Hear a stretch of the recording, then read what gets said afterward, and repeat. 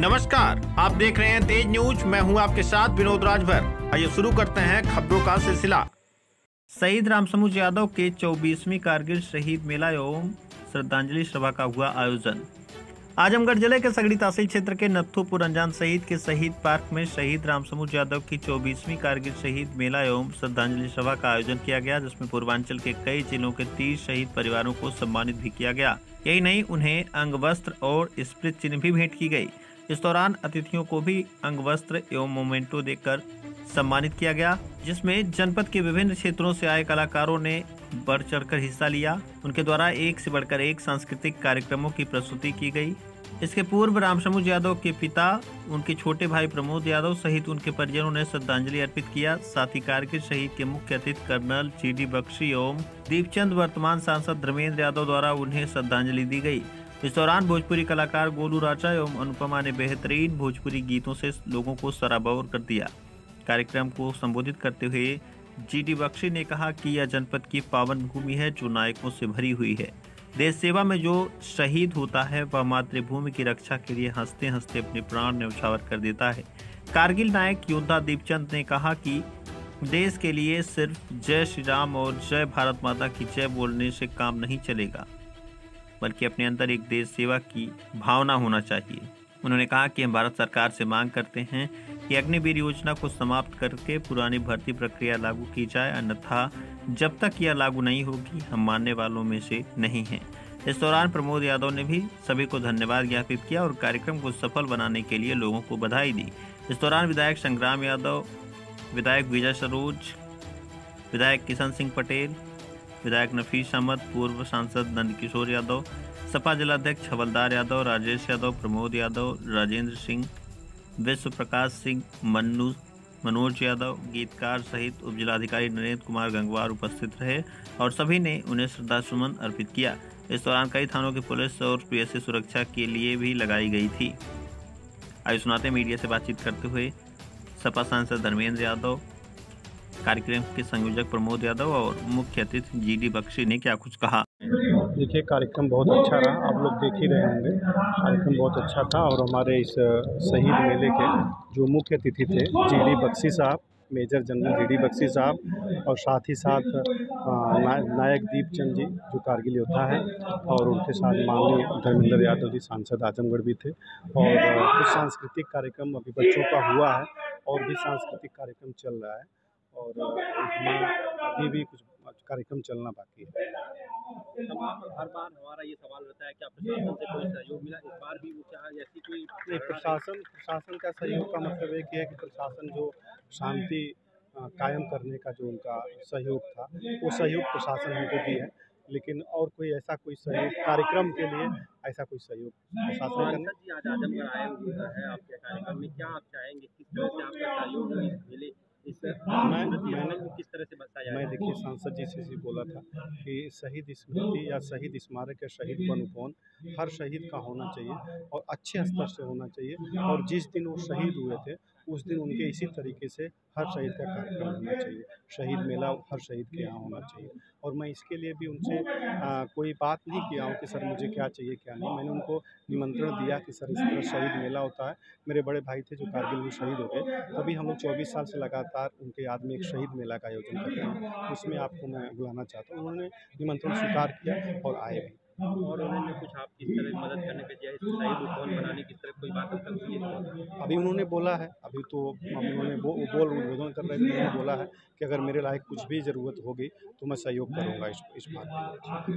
धन्यवाद आप सभी लोगों। रामसमुद्र जी के यहाँ आए हैं, किस तरह का कार्यक्रम आपने देखा और ऐसे कार्यक्रमों से क्या फायदे होते हैं शहीदों के लिए? देखिए, मैं बहुत प्रभावित हूँ।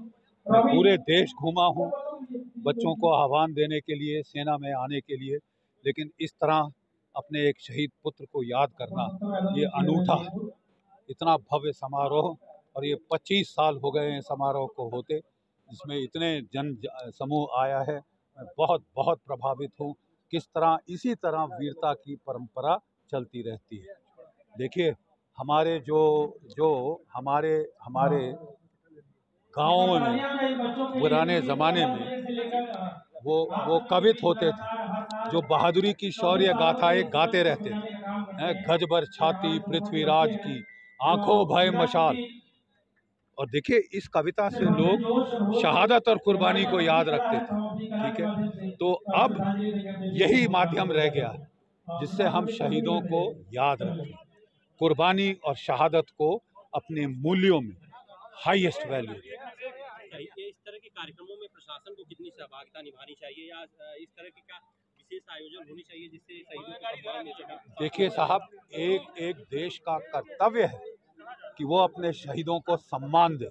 जो देश शहीदों को सम्मान नहीं देगा वो देश नहीं रहेगा। अग्निवीर सेवा जो आ गई है युवाओं के लिए, युवा कितने प्रभावित हो रहे हैं सेनाओं में? देखिए अग्निवीर स्कीम के बारे में जिस दिन से ये लागू हुई है मैं साफ कह चुका हूँ कि हम इससे सहमत नहीं हैं। इसमें सुधार की जरूरत है। बांग्लादेश के हालात पर सर क्या कहना चाहेंगे इसमें? देखिए जो 71 में जीत हमने हासिल करी थी, पाकिस्तान, अमेरिका और चीन मिलके कोशिश कर रहे हैं कि पासा पलट दें, लेकिन ख्याली पुलाव देख रहे हैं वो। अभी खेल खत्म नहीं हुआ, खेल शुरू हुआ है। जम्मू कश्मीर में सर 10 साल बाद विधानसभा चुनाव होने जा रहे हैं, क्या नई सरकार को किन चुनौतियों का सामना करना पड़ेगा? देखिए बहुत फर्क पड़ा है मेरे टाइम से। जब मैं जम्मू कश्मीर में नौकरी कर रहा था 5000 आर्म्ड टेररिस्ट, 60% पाकिस्तानी जम्मू कश्मीर में ऑपरेशन कर रहे थे। आज रह गए हैं 150। अब वो पीर पंजाल के दक्षिण में जिलाने की कोशिश कर रहा है क्योंकि हमने जल्दबाजी में अपनी फौज काट ली। कोविड के ज़माने में बहुत कम लोग जानते हैं 3 साल कोई भर्ती नहीं हुई। हर साल 60,000 लड़के रिटायर होते हैं। 60 तियाँ 1,80,000 जो है फौज कम हो चुकी है। तभी गैप बन रहे हैं रजौरी में, पुंछ में, और वहाँ वो सर उठा रहा है जहाँ हमने सर कुचले थे। सर्प विनाश में सांपों के सर हमने कुचले थे। सीए एनआरसी सर देश के लिए कितना जरूरी है या नहीं? सीए एनआरसी ज़रूरी है लेकिन लाएं तो, हम उसी का इंतजार कर रहे हैं। Thank you sir. वो मैं श्रद्धा सुमन अर्पित करता हूँ। उनके परिवार के लोगों को मैं धन्यवाद देता हूँ कि लगातार उनकी शहादत को और उनके सम्मान में कार्यक्रम लगातार चल रहा है, जिसमें माननीय राष्ट्रीय अध्यक्ष से लेके सभी लोग आ चुके हैं। आज मेजर जनरल बख्शी साहब आए और दीपचंद जी आए। मैं उन सभी का मैं हृदय से स्वागत करता हूँ, धन्यवाद देता हूँ कि आजमगढ़ की क्रांतिकारी और शहीदों की सरजमी पर ऐसे लोग पधारे। इनके आने से न केवल हमारे शहीदों को सच्ची श्रद्धांजलि मिली है, बल्कि हमारे नौजवानों को बहुत सारी प्रेरणाएं। एक तरफ देश का युवा देश के लिए जान देने के लिए सरहद पे जाता है, दूसरी तरफ देश में अग्निवीर जैसी स्कीम लागू होती है जिससे युवा हतोत्साहित। देखिए हम तो बड़ा इस स्कीम के जब से मैंने सुना है मैं अंदर से आहत हूँ। आखिर देश की सरकार को क्या हुआ है मैं समझ नहीं पा रहा हूँ। जहाँ नौजवानों को जो सेना में विशेषकर जा रहे हैं, जो सुरक्षा के लिए लगे हुए हैं, उनके मनोबल को बढ़ाना की काम करना चाहिए था। वहीं उनके जीवन को 4 साल बाद उनका जीवन किस तरफ होगा, अंधकारमय होगा, उनके जीवन और रोजगार की चिंता होगी। इस चिंता के बीच कहीं ना कहीं हमारे सैनिकों का मनोबल गिरेगा। इसे योजना देश के लिए हितकारी नहीं है, नौजवानों के मनोबल के लिए हितकारी नहीं है, उनके जज्बे के लिए हितकारी नहीं है, और इस योजना को सरकार को अविलंब वापस लेना चाहिए। ऑलरेडी राष्ट्रीय अध्यक्ष जी ने लगातार कहा है कि जब कभी मौका आएगा हम लोग इस योजना को खत्म करके पुरानी जो सेना की भर्ती थी उसको लागू करेंगे। तो क्या लगता है सर, जैसे विपक्ष लगातार अग्निवीर मुद्दे को लेकर के मुखर रहा है कि अगर हमारी सरकार बनी तो इन चीज़ों को हटा लिया जाएगा, लेकिन विपक्ष की सरकार नहीं बनी, उसके बावजूद भी आप लोग अग्निवीर का लगातार विरोध कर रहे हैं। तो ऐसे में लग रहा है कि सरकार देखिए जनता ने ये सरकार हिला तो दी है, कभी भी सरकार चली जाएगी और जब जाएगी तो अग्निवीर योजना खत्म होगी। सर एक रिपोर्ट और भी आ रही है, अमेरिका मतलब एजेंसी के माध्यम से तख्ता फ्लैट करने की बात कर रहा है। नहीं, उसके बारे में मैं कुछ नहीं कह पाऊंगा, लेकिन मैं इतना कह सकता हूं अग्निवीर की योजना नौजवानों के हित में नहीं है, फौज के हित में नहीं है। इसको खत्म होना चाहिए और समाजवादी और विपक्ष को जब कभी मौका आएगा खत्म करेंगे। बहुत सारे शहीद हुए हैं जहाँ पे शहीद मार्ग जो है बहुत ही क्षतिग्रस्त है, उसको बनाने के लिए बहुत बार लोगों ने अपील की। देखिए इस मुद्दे को लेके मैंने अभी संसद में बजट के भाषण में भी मैंने कहा कि ये जो शहीदों को सम्मान देने की, शहीदों की डेड बॉडी को उनके घर तक लाने की